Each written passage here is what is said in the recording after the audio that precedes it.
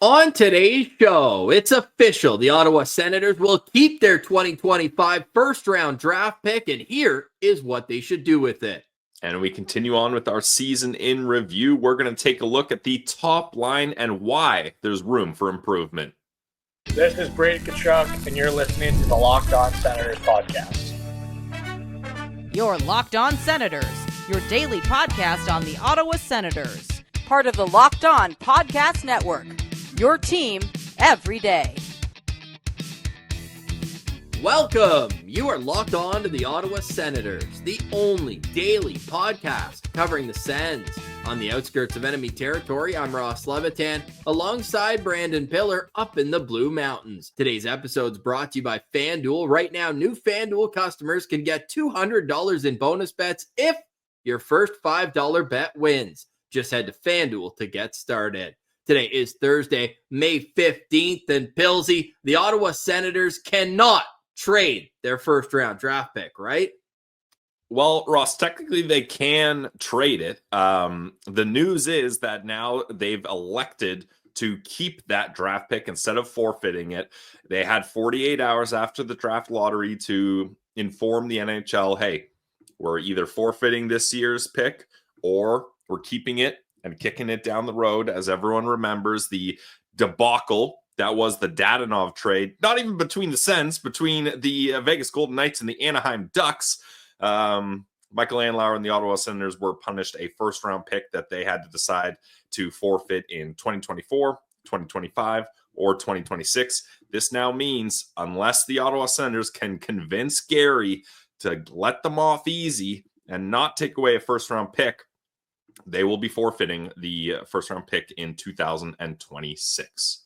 First, it's a good message to the team that they expect to be better next season. They will draft 21st overall in the 2025 draft, and their prospect pool needs the help. Consistently ranked near the bottom of the National Hockey League, despite, of course, graduating a lot of their NHL players, most recently Ridley Gregg and Tyler Kleven, into the mix, all under 25 years old. Heck, we're going to get to a top-line player who is 23 years old. So they do have a good young core, but you can never have enough reinforcements coming in the pipeline, which is why the Ottawa Senators not only should, and they did, keep the pick, but they need to make a selection at 21st overall. The only trade I would be okay with is if they move up in the draft, if they have a guy in particular that they like. I don't know if I'm with you on that, Ross, just because of the rumors and the narrative of this draft being a weaker draft. We haven't done our deep dive into the draft yet, but I have a hard time imagining or assuming that there's a player. Let's be honest, if they're moving up, it's probably no more than 5 spots. Is that reasonable? Yeah, so, I would even say just like 3 spots, just if they have their guy. Let's say there's 3 spots. I got to assume there's not a player that's a tier separated so much between 3 spots, between picks 21 and 18, let's call it, that's worth giving up more assets to acquire, especially if that costs them more draft capital. So we'll talk about this as we get deeper into our draft dive, which everybody knows if you're a listener of Locked On Senators, that Ross and I, we crush it every year with the prospect profiles. Look out for those coming later. But I really think, Ross, that just stay in pick 20. Actually, Ross, I'll flip it. I don't think it'd be that crazy if they traded back to acquire more draft capital because of the way this draft is. Before we get too deep into it, though, Ross, I'll give the devil's advocate side to this. Is there a part of you that's like, ooh, man, this could blow up in the Sens' faces? Like, let's say they're not able to convince Gary to change it from first-round pick, and it has to be a first-round pick that they give up in 2026. I'm not saying this is going to happen. I'm not saying I want this to happen. I feel bad even putting it out there. But let's say next year's season, Ross, doesn't go the way they hope, and they're in the draft lottery. And now you're looking at a guy, Gavin McKenna, an absolute legend. They're talking about him like he's a franchise player, and you're in the lottery with whatever percentage chance to win him, and you know you have to forfeit that pick. Does that worry you at all? Where do you feel on that front? That conversation worries me even more because there would be bigger problems with the core of this team if they can't make the playoffs next year. definitely. But those problems, if they had the opportunity to draft Gavin McKenna, would be solved. I mean, like, he's the type of player that you insert him into a middle team, contending team, into that roster, and it changes everything. Like, I don't think it's that crazy to say he would become the top player on this team almost immediately. Like, Well, you'd also have to be one of the 10 worst teams in the league, right? Because you can only move up 10 spots, just like Utah jumped from 14 to 4. So if Ottawa's one of the 10 worst teams in the league next year, they're going to get draft picks because guys are going to be moved out to get things rolling in a different direction. But I'm not at all getting to that point yet. yeah, Because I'm not either. I just wanted to pose that side of the argument. I think it's the right move to take the draft pick this year, start replenishing that prospect pipeline as soon as you can, and then at least you know where you stand. All right, we've made our pick now. Either we convince Gary to lessen the fine, or we know we just don't have that pick available. It leaves you in a spot of certainty. well, hopefully Gary Bettman's as easy to convince as me, because you bringing up trading back does actually ring true in my brain now that you mention it, because over the last couple of drafts, how many picks have the Ottawa Senators sent away? And not only in trades like for Jacob Chychrun, like for Alex DeBrincat, when they got him, they obviously recouped a couple picks and then traded away that first round pick for Linus Ullmark. But they also have given away 5 draft picks to get rid of contracts they don't like. Yep. And Ross, consider the amount of times the Ottawa Senators have traded up, right? Yeah. Trading up for Tyler Clevin. Yep. I believe they traded up for Mads Sogard as well, but I think that was just one pick. So think about, I don't want to call it wasted draft capital, Ross, but think about the draft capital that, let's call it mismanaged, or maybe not capitalizing fully, although trading up for Tyler Clevin turned out to be the right decision. Yep. But they got to just make this pick, in my opinion, unless, like I mentioned, I think trading, like if you trade back 1 or 2 picks and get an extra draft pick in the process, I think that's fine as well, just because of how this draft seems to be shaking out. Yeah, they gave up a 2nd and a 4th to get rid of Zaitsev. They gave up a 4th and a 7th, I believe, to get rid of Matt Murray. And they gave up a 3rd round pick last offseason to get Mathieu Joseph's cap off of the books. Remember trading a 2nd for Derek Stepan? Oh. Yeah.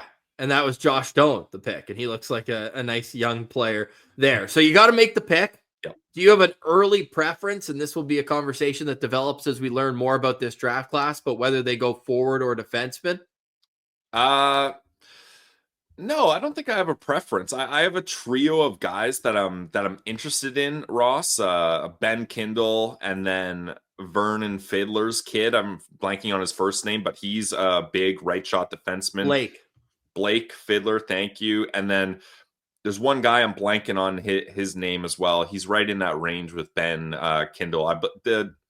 Is Kindle the guy that plays for the Hitmen? Correct. Yeah. Yeah. There's a guy that plays for the Spitfires. I can't remember his name right now, but he's interesting as well. Okay. Well, yeah, there's a few guys that have caught my attention early here. And as we continue on, we'll have more informed takes. Jack Nesbitt is probably the guy that you're thinking of there. Thank you. Yep. With the Windsor Spitfires, the centerman. And if you go by Scott Wheeler, friend of the show, his rankings with the Athletic most recently, get this. In his first 20 players in the rankings, 10 of them are centermen. And we know that sometimes centermen become wingers. Ben Kindle, for example, is a guy that Scott Wheeler says could be a winger at the next level. Right shot, by the way. But it is worth noting that there is a lot of centermen to choose from in this draft. Last year, the Sens had 6 picks, and outside of the 4th round, where they took 3 forwards, they took defenseman in the 1st round, Carter Yakimchuk. They took a defenseman in the 2nd round in Gabriel Eliasson, and they took another defenseman late in the draft in Eric Wallania. So they've got kind of that 50-50 split. And even the year before, they took 2 forwards, 2 defensemen, and a goalie. The year before that, they took 3 defensemen, 3 forwards, 4 defensemen, 3 forwards, and a goalie. So they're a team that really likes to spread it out evenly between forwards and defensemen. I heavily lean a forward in this draft. I just look at the way the decor is set up, and especially considering where the team's going to be in 3 to 5 years. there's not going to be a whole lot of spots on the defensive side. Like Seriously. at the very least, you've got 3 locked in already in terms of Clevin as a third pair guy on the left side. Your left Sanderson side's locked in. Yeah, exactly. So you could even say 4 then, because I'm adding Carter Yakimchuk in a 3 to 5 year range. He's going to be on the team. So to me, I'm looking at that high skill, high ceiling forward prospect as a guy that you want to take a swing on with this 21st overall pick. Yeah, I'm laughing, Ross, because I can already see the moments of us when it's the Senators pick being like, all right, it's going to be this guy, this guy, this guy, this guy, or this guy, and we're happy with all of them. And the Sens are going to pick a guy we've never heard of and had to frantically search up his name. No chance. Not this year. No chance. Okay. Well, we've learned a lot about the Senators amateur scouting staff, which is the same as it's been the last number of years. We are very aware that if you are not 6'2" or taller, you need not apply. Yeah, you can't ride the ride if you're less than that. If you're doing a Zoom interview with the Ottawa Senators, and if you're 5'10" or 6 feet, make sure you put the camera like this to make yourself look as tall as possible, like tower over there. Or sit on a pillow or something. Exactly. So, look, lots of time to dive into the draft. We will continue to do that, but do not try to trade this pick for an NHL player, I think is the moral of the story. The prospect pool needs another layer to it. Yeah, like how many drafts in a row have the Sens traded a first-round pick for a player? Like, yeah, true. Even last year, they draft 7th, but they trade the 25th overall pick. So, so they traded a pick in 2022 for DeBrincat, 2023 for Chychrun, and 2024 for Linus Ullmark. Only one of those players still plays for the Ottawa Senators. Yeah. 3 players that played for the Ottawa Senators last year, 2 could be remaining. Of course, Claude Giroux, a question mark there with the contract negotiation. We'd imagine ongoing with his agent, Pat Brisson. But let's take a season in review look at Claude Giroux, Brady Tkachuk, and Tim Stützle. Timmy Superstar. Does he have another gear? And Brady Tkachuk, the captain of this squad. You're listening to Locked On Senators, your team every day. Today's episode is brought to you by our friends over at FanDuel. The NBA playoffs are in full swing, and every night delivers highlight-worthy performances, major momentum shifts, and can't-miss moments. Whether it's a game-winning shot, a breakout player, there's never been a better time to get in on the action. FanDuel makes it easy to stay in the game before tip-off and live with player props, performance trends, and same-game parlays. Fans have more ways than ever to play smart and win big. But Ross, what are we looking at on FanDuel.com today? Maybe getting mixed in the NHL playoffs? We certainly are. There's 2 games in the NHL tonight. The Carolina Hurricanes and Dallas Stars, both on the road, both with opportunities to move on. Carolina's minus 170 on the money line, and the Dallas Stars are plus 104. Now, the Jets are a completely different team at home than they are on the road. The Stars did steal game 1, but then were shut out in Winnipeg in game 2. So I'm riding the Jets in regulation tonight. I like the odds on that one too. And I'm going to go with anytime goal scorer Gabe Vilardi. The Jets power play has been brutal this series. He's the net front guy. I think that the Jets power play comes through tonight. Another one that I like as well, Canada to win the World Championships, minus 115. You going to bet against Sidney Crosby? No, didn't think so. You can do it all at FanDuel. Love it. Yep. And if you're new to FanDuel, it's the perfect time to sign up. Head to FanDuel.com and place your first $5 bet. If that wins, you're looking at $200 in bonus bets. So make every moment more with FanDuel, official sports betting partner of the NBA.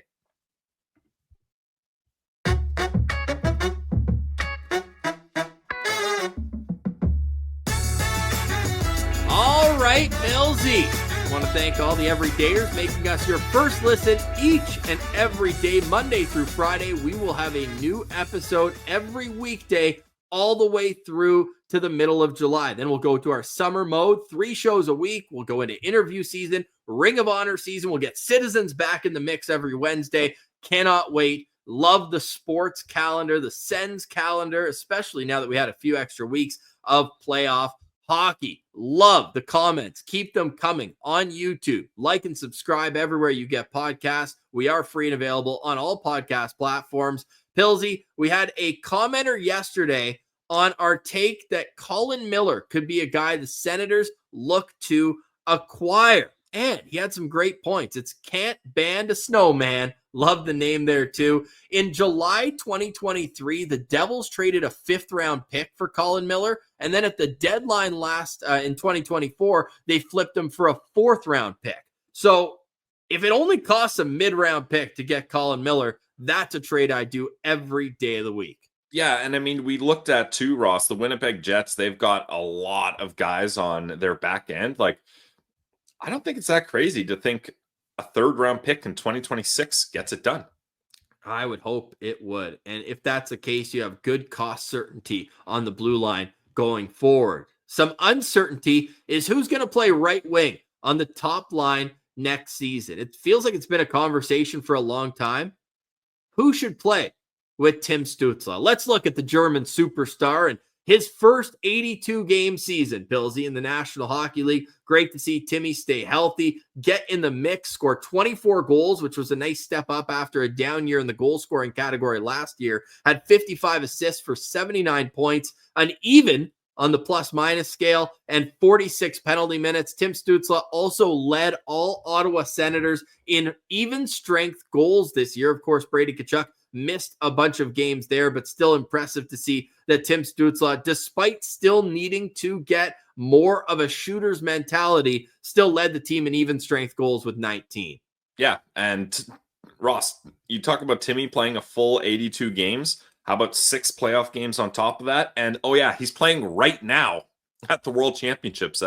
Things not going so well for Team Germany up against Team Switzerland, but hey, Timmy had 2 assists in his first game, so he's doing Tim Stützle things. Now, I think with Timmy, you have to look at his game in an overall standpoint, not just the points, right? Obviously, you want the points to be there. He's your top offensively talented player on this team, in my opinion. I mean, heck, he had 39 goals a couple of years ago, 90 points in 2022, 2023. So I think it's fair to say that 79 points is a little bit disappointing. Now it's nearly a point per game pace, so you can't be too upset with that. But with what we know Tim Stützle can do, we know there's more to be had in the points department. But I think Tim Stützle has balanced things out in his overall game, which has led to, sure, maybe less points, but a better all-around player. Like, you look at the face-offs, Timmy's been much better at face-offs this year than he was last year. You look at the way he's playing a much more physical game. Tim Stützle was one of the top 5 guys in hits in the NHL playoffs in the first round of the playoffs. Like, he's dishing out body checks, he's finishing his checks, he's playing much more physical, mean game. That tinted Timmy is a different player. So I'm willing to accept, Ross, that with Travis Green and the rest of the coaching staff now at the helm, they've really tried to improve Timmy's defensive game and physical game more, and that's ultimately led to a bit of a dip in points. But now that he's got that figured out, I don't see any reason why Tim Stützle can't be hitting 85 points every year in an 82-game season. Yeah, we were hoping to get him right back up to that point per game threshold. He got awfully close to it, not quite there. But I think what I really liked about Tim Stützle is how he was able to go head-to-head against other teams' top lines. Look, I know Travis Green did his best to get Shane Pinto's line out there, but there was a lot of times in that series against the Toronto Maple Leafs that it was Stützle out there against Austin Matthews. And I think that you're looking at a guy who is completely... I would say, not rounding out his game, I don't think does it justice, but a guy who's committed to the defensive side. He is as competitive as any player in the Ottawa Senators organization, and I think he really took it to heart how, for example, his faceoffs were a big issue. That completely elevated this year. I know he finishes the season at 47.8%, but if you go in the last 2 months of the year, he was well over 50%. He's not needing that quote-unquote babysitter on the wing to go and step in and take the majority of the faceoffs for him. And if you look at expected goals against, the quality of chances against at 5-on-5 this season, among forwards that played 1,000 minutes or more in the National Hockey League, Tim Stützle had the 11th lowest expected goals against per 60 minutes in the entire league. Sam Reinhart was first. Sam Reinhart, the only player under 2 on this list. And that's such a far cry from where he was even last year and years before that. Tim Stützle is also extremely self-aware. I really liked what he said in his post-game season presser, where he said, I need to know when to shoot the puck. He is wired to be the facilitator, the guy who's going to help get his teammates involved. But he needs to rely on his shot more, and that will also create deception for goalies who are saying, is he going to shoot now or is he going to pass? Feels like if he's coming down on a 2-on-1, you know he's going to pass the puck every time. The goalie can then cheat. So if he gets into the goalie's head that there's an even greater chance that he rips the pill, that's going to create an even another level to his stardom that he's created now. 5 seasons already in the National Hockey League. Time flies. Well, and Ross, it became such a thing that Timmy was obsessed with passing the puck that he was deceiving his own line mates.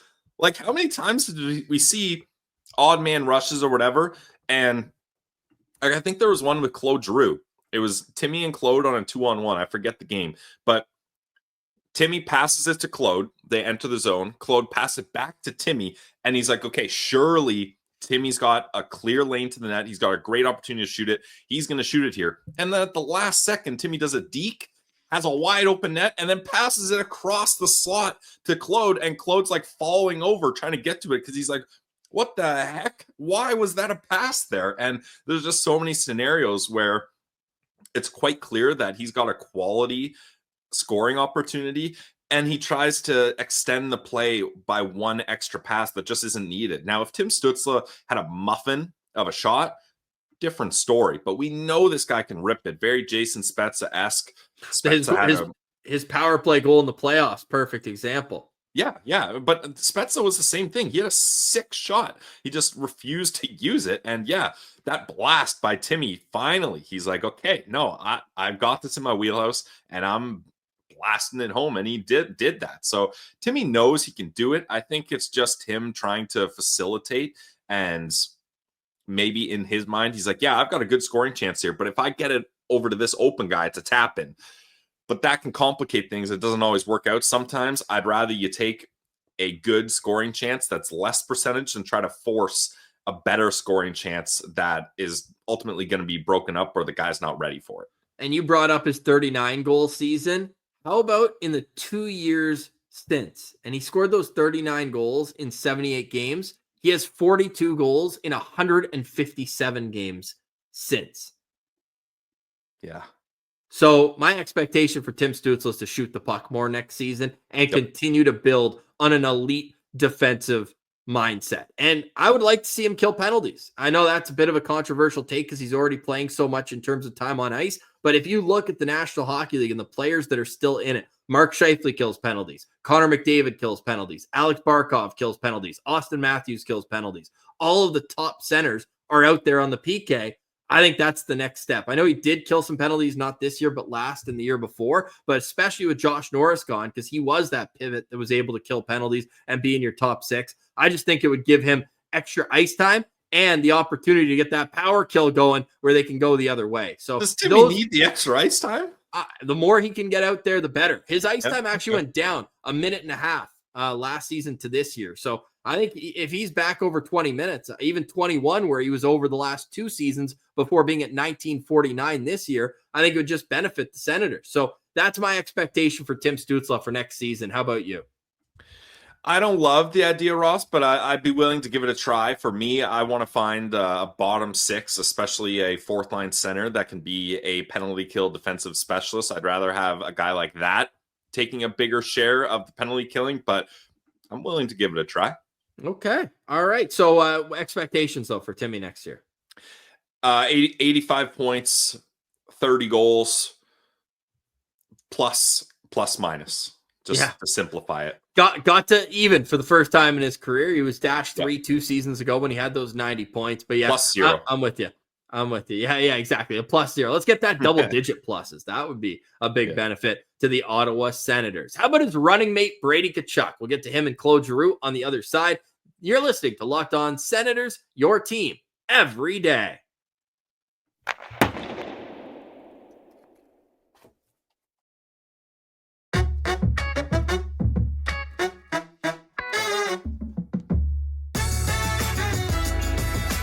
All right, Pilsy. So that is the season in review for Tim Stützle. And a big conversation throughout last season was, should Timmy and Brady Tkachuk be on their own lines or on the same line?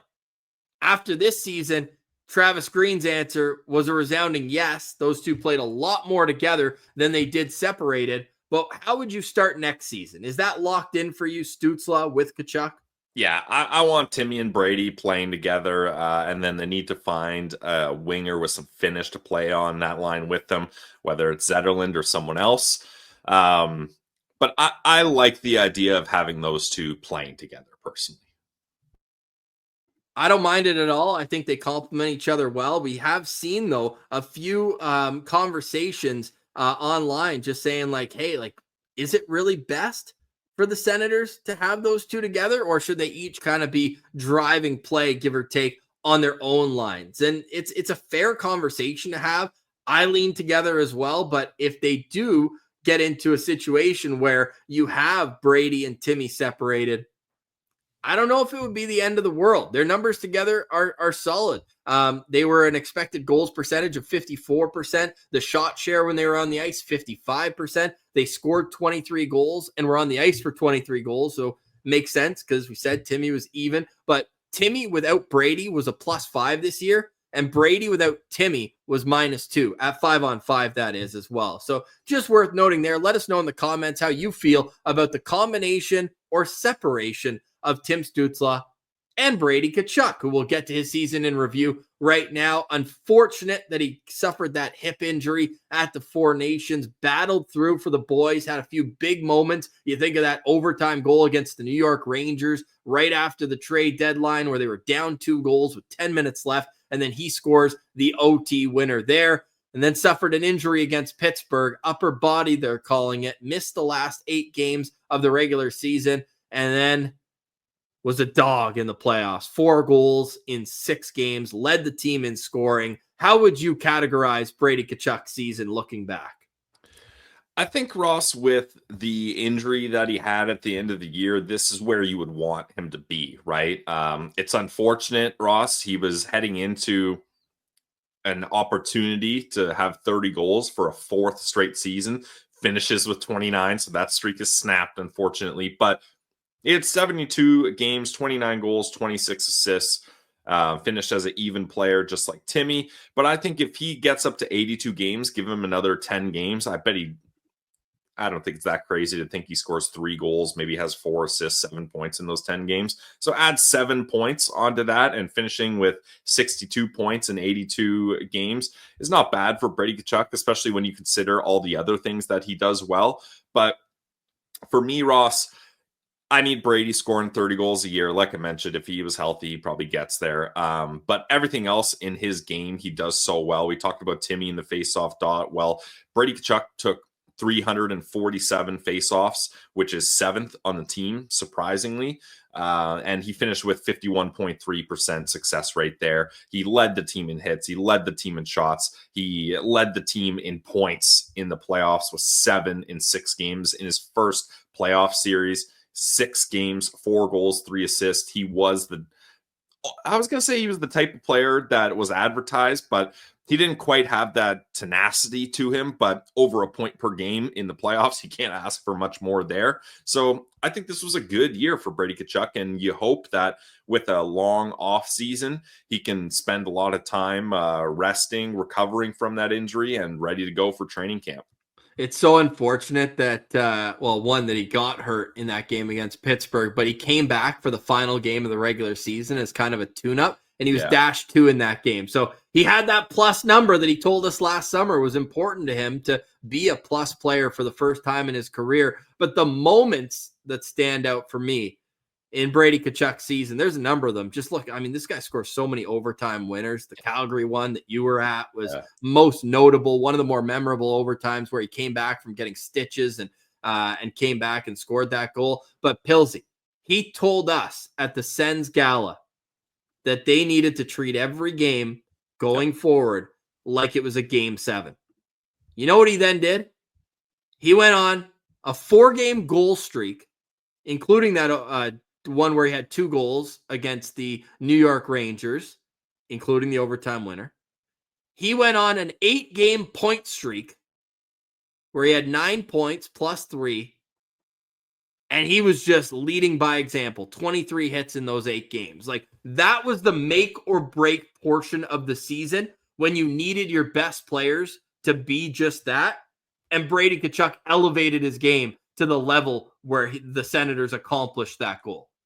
And that's what you need from your leader, Ross. Like, you need him to speak a message into existence, but not just have those be empty calorie words. You got to live that message as well. And that's why Brady Tkachuk is such a good leader. There's other fan bases that like to clown around and say, "Oh, he's not a leader. All he's done is lose." Blah blah blah. They don't understand it. And I think if you talk to any general manager around the league, they would give up insane amounts of valuable assets just to have the opportunity to acquire a Brady Tkachuk. But sorry, 31 GMs, you're not going to get that opportunity. Brady Tkachuk is our captain. He's staying, especially Ross, now that they made the playoffs.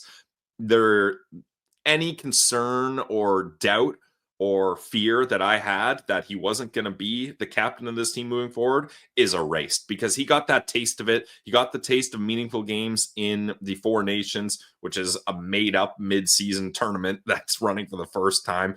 He loved that, and then he got an even bigger taste of it in the first round of the playoffs. This guy's hungry for more, and he wants to bring success to the city of Ottawa. And speaking of willing it into existence, after winning Game 4, said, "We will be back here." And he lived up to it. We will be coming back. And Brady will be coming back on the show a little bit later on this summer. Want to give him some time to decompress. Obviously, young family at home, but that's a guy I would follow into battle every single Foxhole guy. Big night. time. The Ottawa Senators are extremely lucky to have Brady Tkachuk as the captain and leader of their team. Expectations for next season: 30 goals, 80 points, 125 penalty minutes, and just an absolute dog to play against, a moose to play against. 80 points. So Ross, you're talking about getting a 25-point game, 25-point bump with only missing 10 games. Yeah. I mean, 2 years ago, he had. You think you get 25 points, 10 extra games? Well, no, but I projected 7 points in extra 10 games. Oh, dude, come on. I mean, 2 seasons ago, he had 83 points. Yep, it's true. So he can do it. Okay. I'd like to have him in the 65 to 75 point range, but I mean, 80 would be great, obviously. Well, if we're banking on Timmy scoring 15 more goals. Well, there goes points for Brady, though. Well, no, Brady, Brady, big playmaker, getting a lot of assists. Man, he has in the past. He had even amount of goals and assists last year. He had more assists in the year he scored 35 goals. So, yep. Let's go. Let's go. Guy I'd follow into the foxhole, like you said, though. Brady Tkachuk. Let us know in the comments what you think about the captain's season. All right, Claude Giroux, easily the most talked about Ottawa Senator on this show over the last month or so. We've been very clear. Claude Giroux should remain an Ottawa Senator. Contract talks aside, you can go check out our episode from last week, and we posted just that segment on YouTube. So if you want a refresher on how we feel about his contract, you can go check that out. But what about the season that was for Claude Giroux? How would you put that into words? That's a tough one, Ross, because it started out so hot. He was red hot out of the gate in October.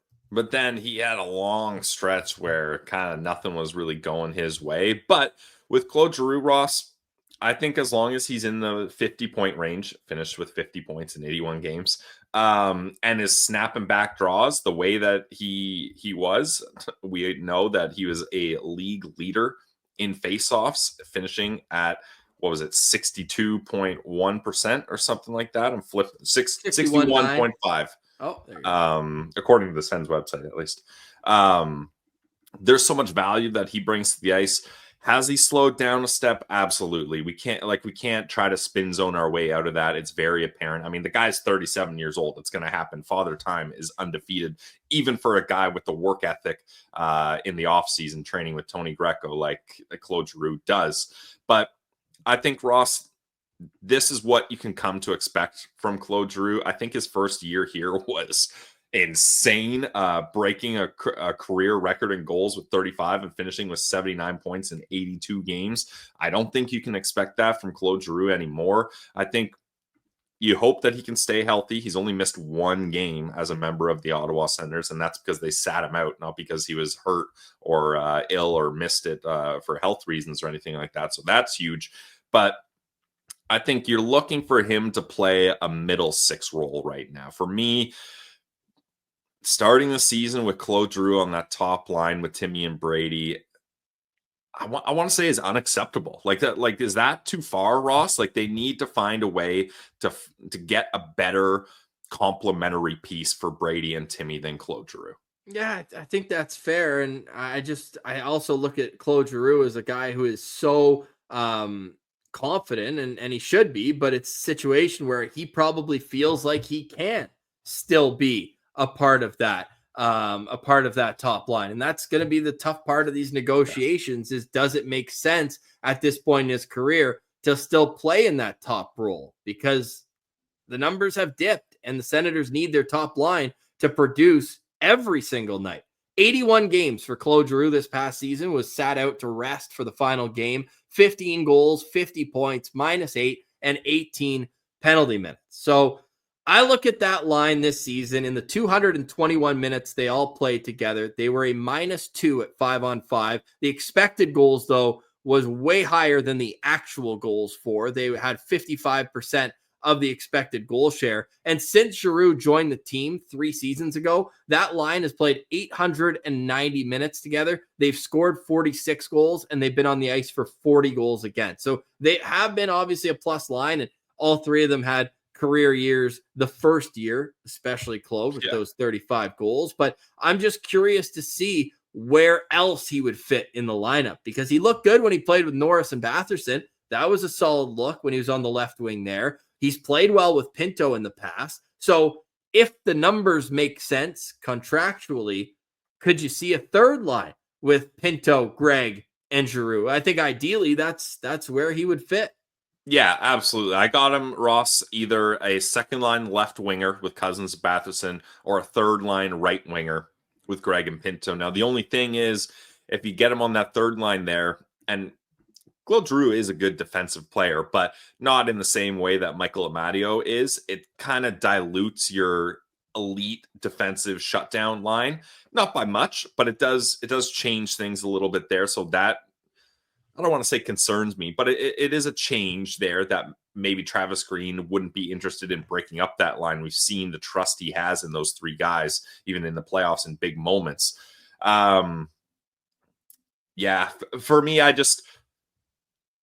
don't want to see him on that top line with Timmy and Brady. And I don't mean that to disrespect Claude Giroux.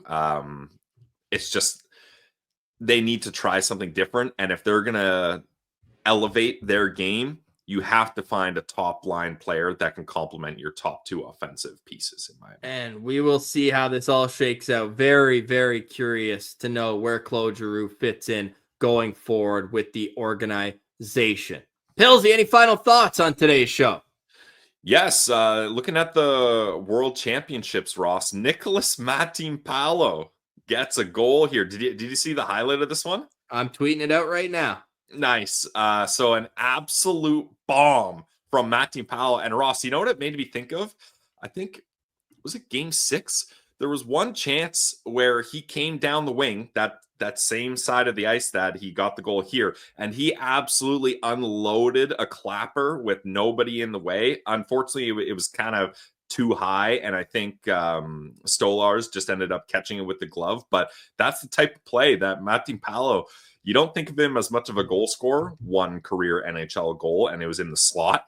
But him and Clevin, when they've got the time and space, they can unload bombs. So good on Matinpalo continuing to find ways to have success. And it made the game 8-1.